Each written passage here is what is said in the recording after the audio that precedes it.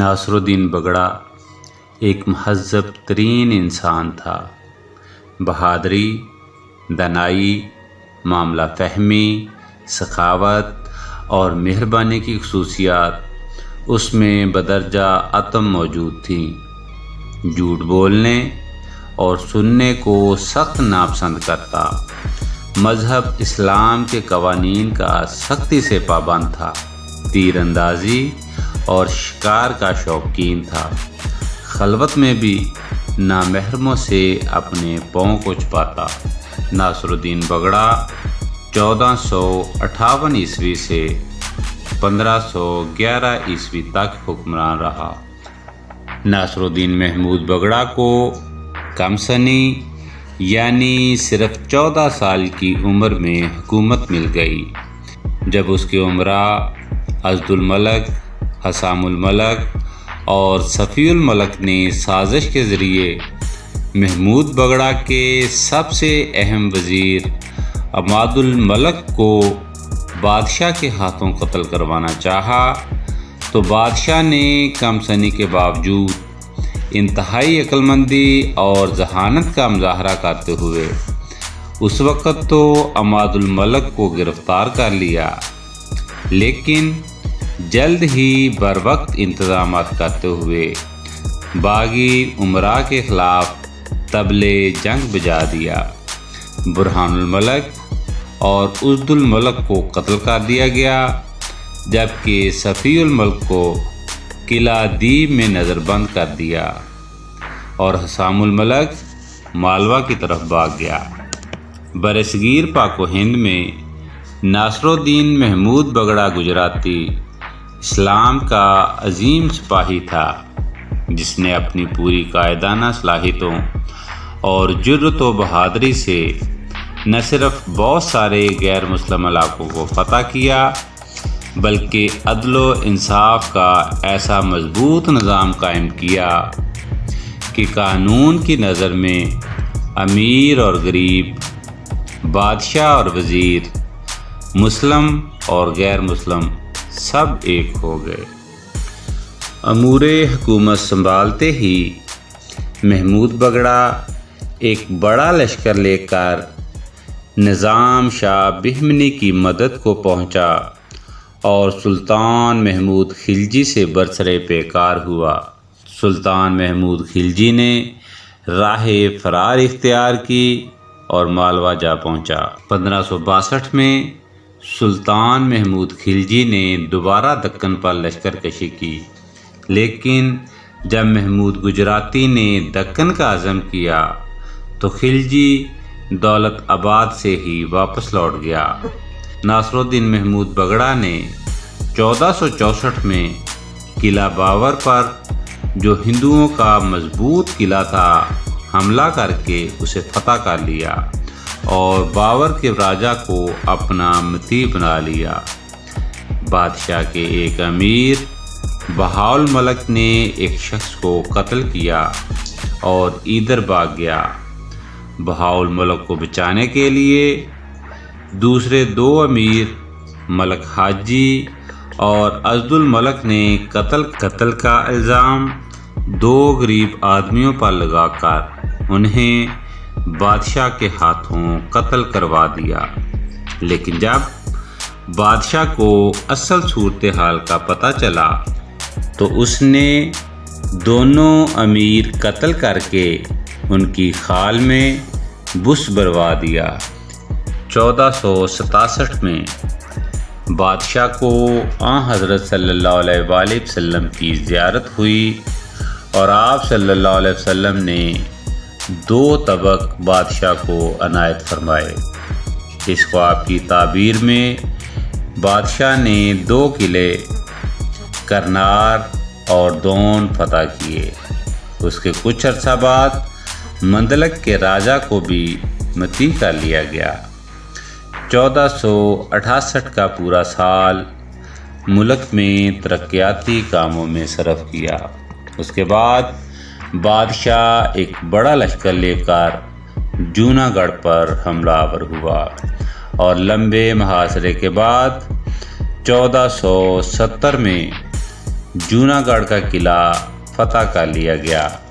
راجپوتوں نے مزاحمت کے طور پر چوری اور ڈاکے شروع کر دیے، جس کے جواب میں بادشاہ نے کرنال کے قلعے پر بھی حملہ کر دیا، اور کرنال کا قلعہ 1000 سال تک رائے مندلک کے خاندان میں رہنے کے بعد ناصر الدین محمود بگڑا کے قبضے میں چلا گیا، اور جلد ہی رائے مندلک بھی مسلمان ہو گیا اور بادشاہ کے امراء میں شامل ہو گیا۔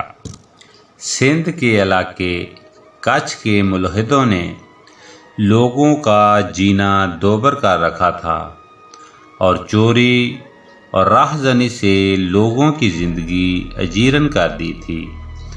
بادشاہ نے ان کی سرکوبی کی اور انہیں مسلمان کر کے دین اسلام سے روشناس کروایا۔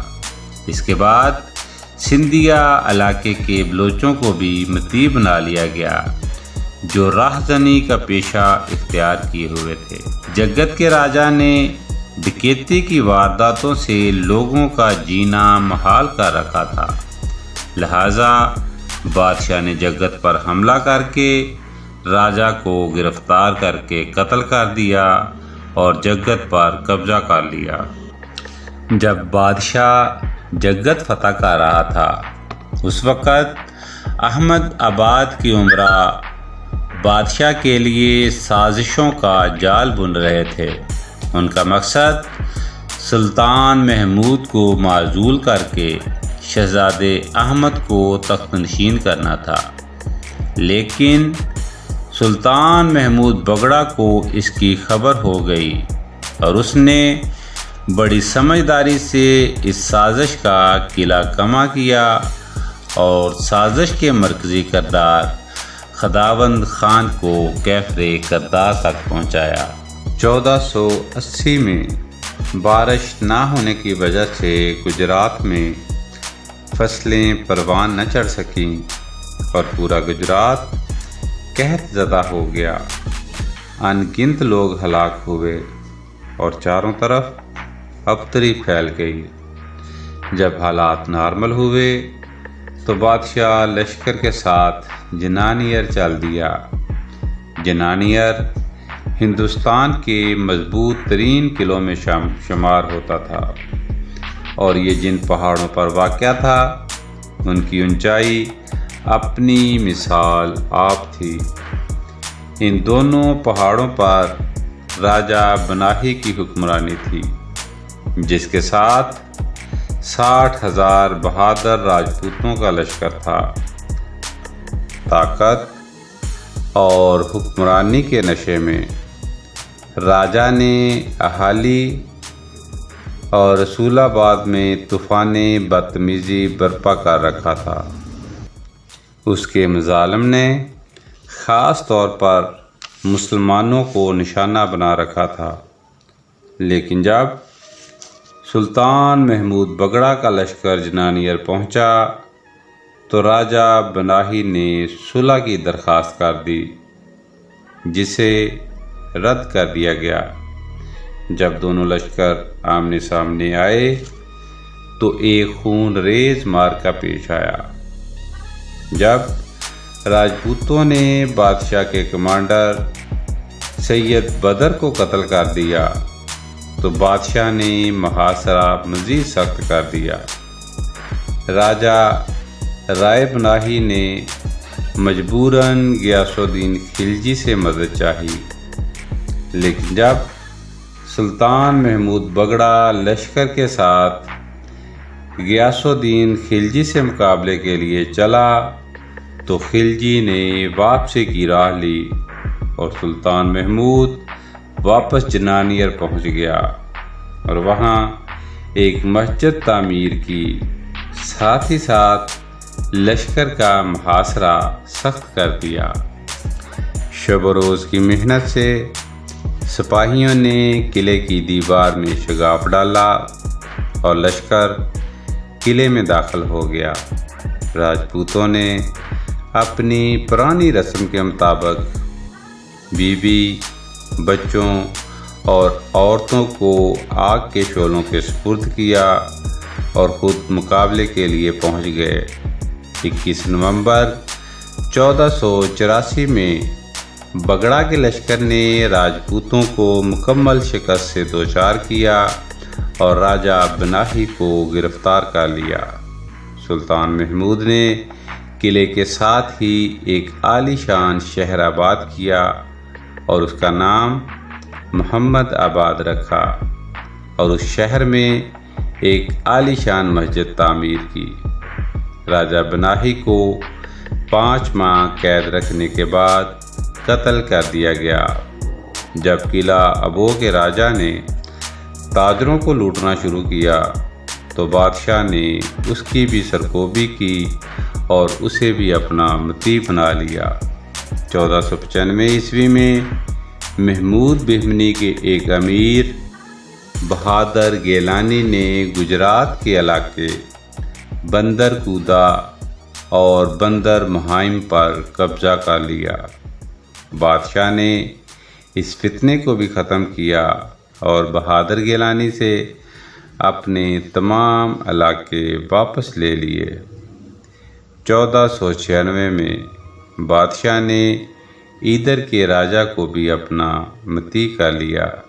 اس کے بعد بادشاہ نے عدل و انصاف اور ترقیاتی کاموں کی طرف توجہ دی اور 1498 عیسوی تک بادشاہ کے عدل کے قصے پورے ہندوستان میں گونج رہے تھے۔ 1500 عیسوی میں احمد نگر کا حکمران احمد نظام الملک جب دولت آباد پر قابض ہونے کی کوشش کر رہا تھا تو بادشاہ نے لشکر کے ذریعے اسے بھی دولت آباد سے چلتا کیا۔ 1508 عیسوی میں سلطان محمود بگڑا نے ایک لشکر اپنے عزیز ترین غلام ایاز سلطانی کی سربراہی میں فرنگیوں کی سرکوبی کے لیے بھیجا۔ ایاز سلطانی نے بندر چیول تک عیسائیوں کا پیچھا کیا۔ ایاز نے عیسائیوں کی بہت بڑی تعداد کو موت کے گھاٹ اتارا، ان کے ایک بڑے جہاز کو پاش کیا اور فتح سے ہمکنار ہو کر واپس لوٹا۔ 1511 عیسوی میں دہلی کے بادشاہ سکندر لودھی نے گراں قدر تحفے محمود بگڑا کو بھیجے اور یہ دہلی فرمانروا کی طرف سے گجراتی سلطان کے لیے پہلی بار بھیجے گئے تھے۔ اسی سال بادشاہ کی طبیعت ناساز ہوئی اور اس نے اپنے بیٹے مظفر کو اپنے پاس بلایا اور اسے اپنا جانشین مقرر کر دیا۔ بیماری حد سے بڑھ گئی اور بادشاہ 23 نومبر 1511 عیسوی میں اس جہان فانی سے رخصت ہو گیا۔